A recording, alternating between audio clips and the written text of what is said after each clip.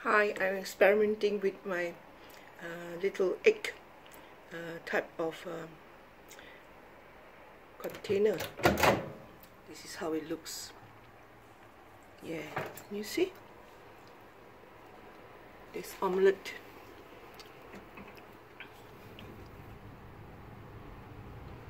Yep, I put in this gourmet type of dried sausage. I don't know what's the name now. I think very famous with the Germans. And I put fresh herb and pepper and basil leaves, and also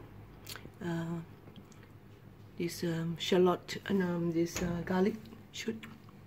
Yeah, so I'm going to just keep it warm and just take it out and eat. I'm Nancy, your cooking friend, giving you recipe ideas. There are actually how many eggs in here? 3 eggs in here. Yeah, and cheese, lots of cheese. So I can top up some more cheese if I like. See, I've got some more cheese in here, which I did not put in.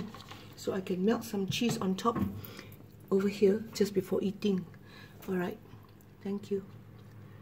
Just a recipe idea. Bye.